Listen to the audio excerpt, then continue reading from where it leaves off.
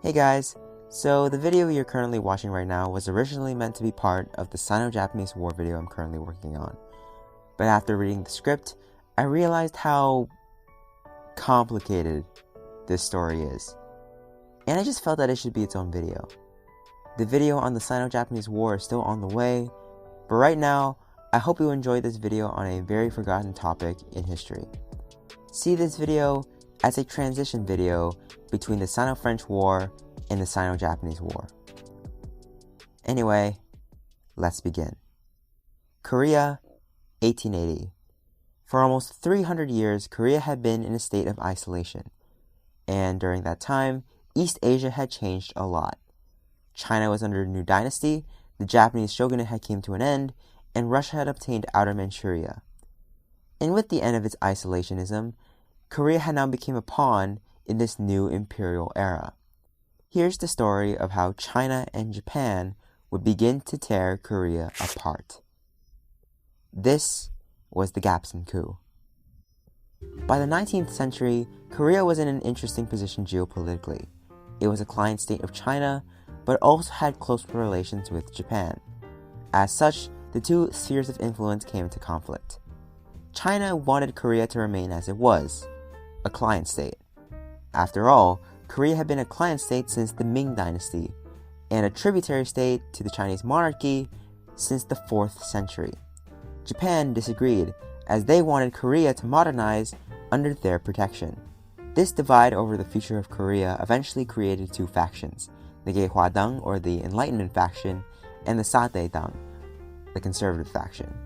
The Ge-Hwa-dang wanted Korea to emulate some of the major reforms that had already taken place in Japan.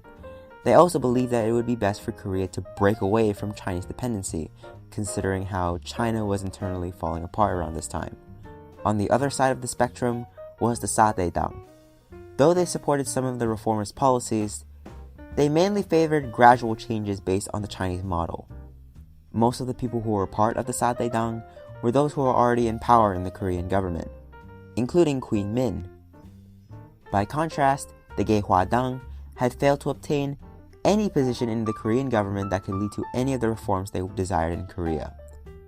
Essentially, the conservatives had all the cards. But that didn't stop the reformers from wanting to take control, as they were going to use whatever means necessary to take over the Korean government. But that was going to be difficult.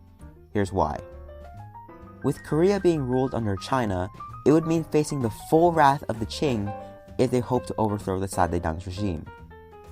However, an opportunity arose soon enough. 1884, 2 months after the Bac Le ambush, the French attacked the Fujian fleet at Fuzhou, causing the two nations to go to war. As such, more attention had to be moved to the current war in Vietnam, and with it, there wasn't as much attention placed on Korea.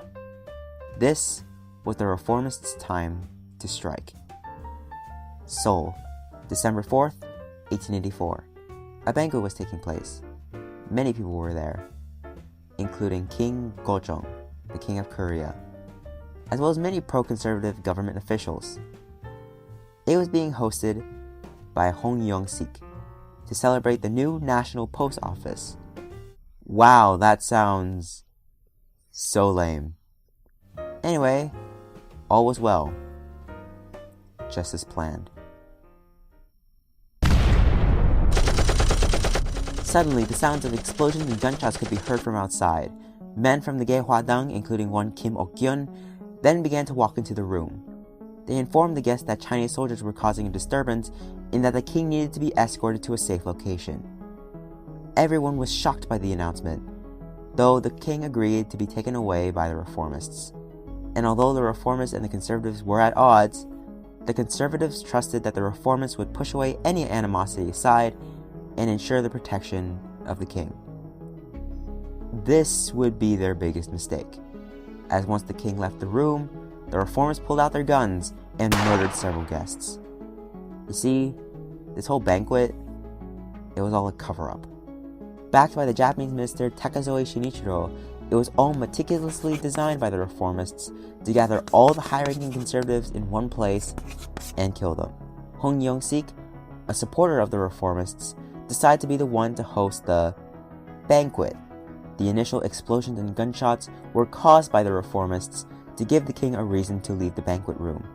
And when they falsely informed the guests that it was Chinese soldiers, it wasn't that much of a logical leap since the Chinese had stationed their soldiers in Korea following the emo incident of 1882. And even when half of the soldiers left China after the war broke out, there were still a lot of Chinese soldiers in Korea. It was all perfectly planned. And in the end, it worked out flawlessly. By nightfall, the coup was complete and the reformists had won. The Ge Hwadang immediately took control of the government. They declared themselves the new government of Korea and began to make plans for Korea's future. They created a 14-point proposal which essentially proposed a liberal, independent Korea that follows a more Western way of governance. Now, how well did this new government perform? Well, in the end, this reformist-led government only lasted, starting from the moment they killed the conservative officials and the subsequent succession to power, subtracted from the time the reformers lost the power in the Korean government, that ends up calculating 2 days.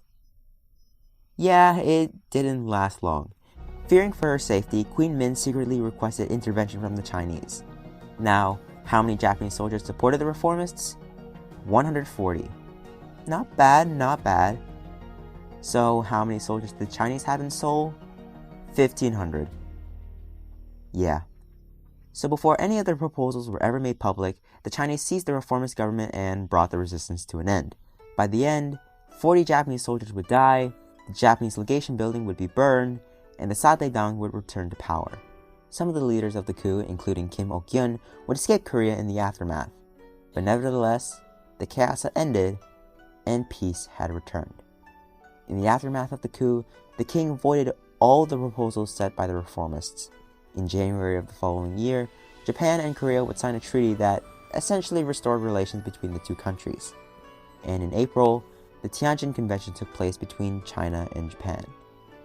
The two countries agreed to withdraw all military from Korea, but the damage had already been done. Sino-Japanese relations had been permanently strained in the aftermath of the Gapsin Coup. And even though peace had come, war proved to be inevitable. 1894. Kim Ok-gyun had been exiled to the Ogasawara Islands for the past 9 years. And now, he was visiting Shanghai. He was hoping to meet Li Hongjiang, who also had a pro-modern stance at looking at things. It would be a nice person to talk to, as he too had similar beliefs. Little did he know that it was all a trap. And shortly after arriving in Shanghai, Kim Ok-gyun would be assassinated, marking the first casualty of an upcoming war.